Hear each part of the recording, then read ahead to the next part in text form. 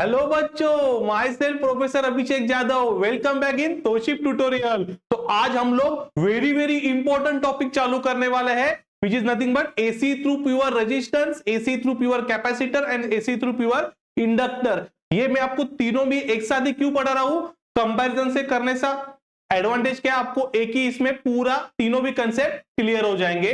और आपको एक बार ये कंसेप्ट क्लियर हो गए ना, तो आपको नेक्स्ट सेमिस्टर में series RL, series RC and series RC के आरएल के प्रॉब्लम एग्जैक्टली आपको सेम मतलब कंसेप्ट इजीली आपको करने को आएंगे। इज दैट क्लियर बच्चों? तो अभी हम लोग क्या देखने वाले हैं? AC through pure resistance, AC through pure inductor and AC through pure capacitor. चलो आ जाओ तो फिर इधर। सो हम लोग पहले डायग्राम दिखाएंगे। AC through pure resistance, this is R applied to an alternating voltage which is called AC supply, Vm sin omega 2, that current is I, resistance R, इसमें का वोल्टेज रहेगा VR. So due to property of resistance,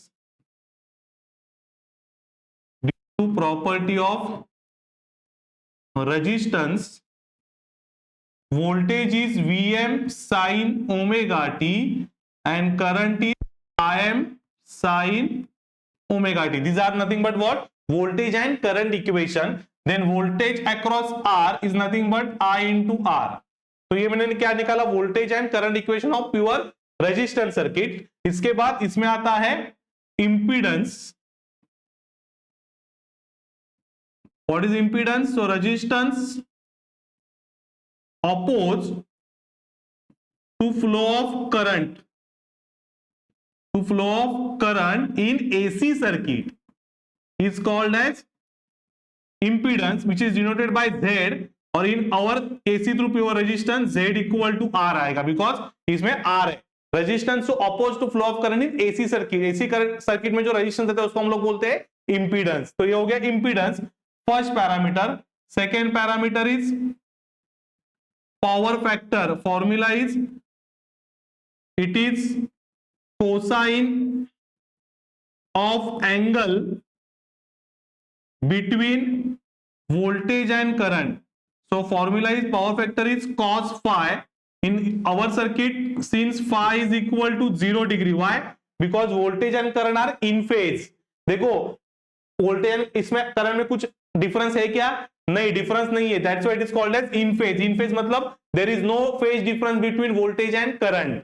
so voltage and current में difference नहीं, तो phi कितना आएगा? 0 degree. So power factor कितना मिलेगा मेरे को? cos 0 which is 1। तो ये पावर फैक्टर हो गया। Then next one is power. Power का फॉर्मूला आएगा VI cos phi. cos phi is 0, so इसका आंसर आएगा VI, यूनिट इज वैट्स।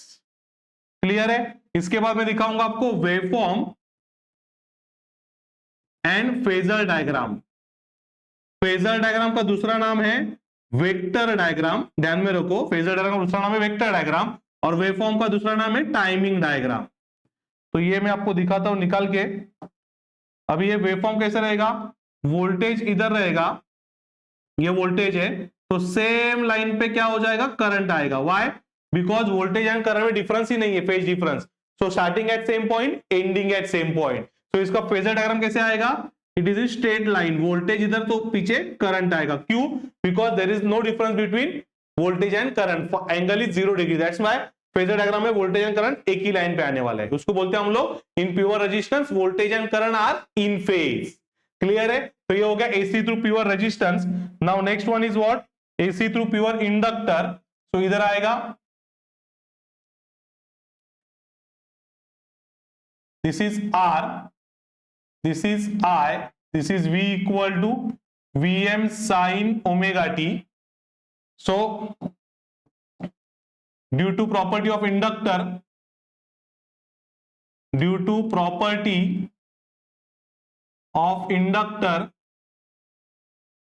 आपका V तो सेम रहता है, Vm sin omega t। इसका I आता है, इसका I क्या आता है? So I is 1/L integration V dt, right है? Because I is what? 1/L integration V dt। So इसमें मैं पुट करूंगा value. So 1/L integration what is V? Vm sine omega t dt, so Vm जाएगा बाहर upon L, sine का integration minus cos omega t upon omega, so minus sine बाहर आएगा तो minus Vm upon omega L, cos को मैं sine के form में लिखूंगा तो आएगा sine omega T 90 minus omega T, sine 90 minus theta is cos theta, minus sine common निकालूंगा तो माइनस माइनस प्लस हो जाएगा, तो इधर आएगा Vm अपॉन ओमेगा L और इधर आएगा साइन ओमेगा टी माइनस 90 मतलब पाई बाय 2, तो Vm बाय ओमेगा को मैं कंसिडर करूंगा I M, so what is I M sine omega T minus 90 degree. तो इसमें क्या होता है, current is lagging by 90 degree to voltage, voltage के बाद करंट आता है, डिफरेंस इज 90 डिग्री, तो इसका आई एम मिला Vm अपॉन ओमेगा L, तो आपका इसमें इंपीडेंस क्या मिलेगा, तो इसका इंपीडेंस आएगा, आपको Vm अपॉन ओमेगा L आया ना, तो Z क्या आएगा, omega L is nothing but 2 pi FL, सो इसको हम लोग बोलते हैं इंडक्टिव रिएक्टेंस, क्या बोलते हैं इसको, inductive reactance is nothing but what, 2 pi FL, XL is nothing but inductive reactance, resistance in the inductor, inductor में जो रेजिस्टेंस रहता है उसको हम लोग बोलते हैं XL, which is nothing but omega L, इसका दूसरा नाम क्या है XL। सो मेरे को बोलो वोल्टेज अक्रॉस इंडक्टर क्या आएगा VL, सो VL आएगा I इंटू R, जैसे VR में था वैसे इधर I इंटू L नहीं आएगा, voltage is what according to Ohm's law I into R, so I into resistance में का इंडक्टर में का रेजिस्टेंस क्या रहता है XL, तो VL क्या रहेगा I इंटू XL, क्लियर है। उसके बाद power factor is formula is cos phi, so cos 90, because मेरा एंगल कितना है 90 डिग्री करंट एंड वोल्टेज में, तो cos 90 जीरो, तो पावर फैक्टर इसका ऑलवेज जीरो आता है, और पावर भी क्या आएगा बच्चों, पावर भी इसका जीरो ही आएगा, बिकॉज पावर का फॉर्मूला क्या है VI cos phi, cos 90 is zero, zero into anything is zero, तो इसके लिए पावर भी क्या आएगा ऑलवेज जीरो। सो एग्जाम में आता है why power consume in pure inductor is zero, because power का formula VI cos phi, phi is angle between voltage and current and there is a angle 90 degree between voltage and current in pure inductor circuit, that's why power is zero। और इसका waveform कैसे आएगा बच्चों, तो waveform कैसे आएगा देखो इधर बराबर से, देखो वेवफॉर्म में पहले इधर वोल्टेज है, दिस इज वोल्टेज, तो 90 डिग्री बाद करंट आएगा, this is your current, that difference is what 90 degree मतलब पाई बाय 2। और फेजर डायग्राम कैसे आएगा, फेजर डायग्राम का दूसरा नाम है वेक्टर डायग्राम, तो फेजर डायग्राम कैसे आएगा, इधर वोल्टेज है तो 90 डिग्री बाद करंट आने वाला है, this is nothing but phasor diagram of AC through pure inductor. Now come to next one, AC through pure capacitor, so इधर कैपेसिटर लगेगा, this is V equal to Vm sine omega t, this is C, ये current आए इसमें voltage रहेगा VC, okay. So next step, due to property of capacitor V equal to Vm sine omega t, और इसमें का current रहता है, current capacitor में का करंट आता है C into dV by d t, so C into d by d t of V which is Vm sine omega t, so C into Vm outside, sine का derivative cos omega t into omega, so Vm into omega C into cos is nothing but 9 sine omega T plus 90, cos theta is omega sine 90 plus theta, so क्या आएगा 90 plus theta को मैंने सिर्फ लिखा omega T plus 90, सो इसको मैं consider करूंगा I equal to Vm upon ये 1 अपॉन ओमेगा से नीचे जाएगा into sine omega T plus 90, so क्या मिला I M sine omega T plus 90, मतलब इसमें करंट लीड होता है प्योर कैपेसिटर में, देखो करंट पहले आ रहा है, प्लस मतलब पहले, इधर करंट लैग हो रहा है 90 डिग्री के बाद, इधर करंट लीड हो रहा है, so I equal to I M sine omega T plus 90, where I M is V M upon 1 by omega C. तो इसका इंपीडेंस क्या आएगा बच्चों, इसका इंपीडेंस रहेगा Z equal to X C which is 1 upon omega C which is 1 upon 2 pi F C. So what is X C, is called capacitive reactance. क्या रहता है बच्चों ये, एक्स सी मतलब capacitive reactance. resistance in the capacitor is called capacitive reactance which is xc which is 1 upon omega c मतलब 1 upon 2 pi fc। so मेरे को बोलो वोल्टेज अक्रॉस कैपेसिटर क्या रहेगा बच्चों, I into X C, I into R ना, तो are क्या है कैपेसिटर में का एक्सी है, तो I इंटू एक्सी। तो ये हो गया इंपीडेंस। उसके बाद नेक्स्ट आता है पावर फैक्टर। इसका भी पावर फैक्टर जीरो ही आएगा because cos 90 is zero and इसका पावर भी क्या मिलेगा, जीरो ही मिलेगा।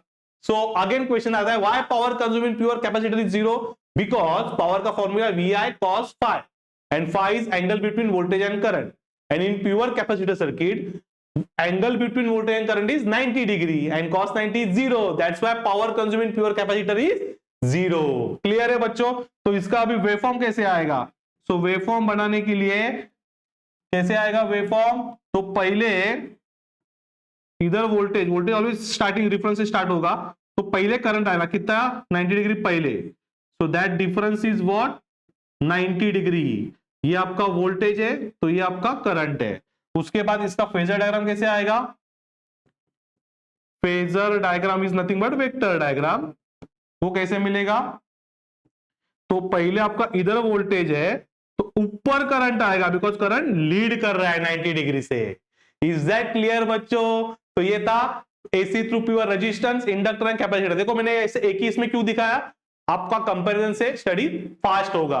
तो अभी इसमें मैं अभी बॉक्स करता हूं जो जो फॉर्मूले है उसको, V R is I into R, ये voltage and current equation of pure resistance, ये इंपीडेंस ऑफ प्योर रेजिस्टेंस, ये power factor of pure resistance which is 1, then power का formula V I, then VL is voltage across inductor, V equal to inductor का voltage equation, ये inductor का current equation, ये impedance का equation, ये power factor, ये power, then capacitor में का voltage VC voltage equation, then this is the current equation, then this is impedance equation, this is power factor and power. अभी इसमें problem किधर होता है मालूम है बच्चों, आप कंफ्यूज होते हैं कि कैपेसिटर में लीडिंग है लैगिंग है, क्या वोल्टेज इंडक्टर में लीडिंग लैगिंग है वोल्टेज करंट। इसके लिए एक मैंने अभिषेक सर का एक शॉर्टकट ध्यान में रखो, सिर्फ आपको ये वर्ड ध्यान में रखना है। कौन सा वर्ड ध्यान में रखना है आपको, सिविल इंजीनियरिंग का सिविल ध्यान में रखो। C stands for capacitor, capacitor में फर्स्ट आता है करंट, देन आता है voltage I and V, and L stands for inductor, inductor में फर्स्ट आता है वोल्टेज, देन आता है करंट। Is that clear. तो देखो कैपेसिटर में वोल्टेज का तीनों का इक्वेशन सेम ही है, V equal to VM sin omega T, resistance में I equal to IM sin omega T, because in phase voltage and current are in phase, इधर आउट ऑफ फेज है। तो इसमें कैपेसिटर में वोल्टेज सिविल, सो CIV, तो capacitor पहले current आता है फिर वोल्टेज आता है, तो वोल्टेज क्या रहेगा VM sin ओमेगा टी, तो करंट क्या आएगा IM sin omega T plus 90, ये देखो।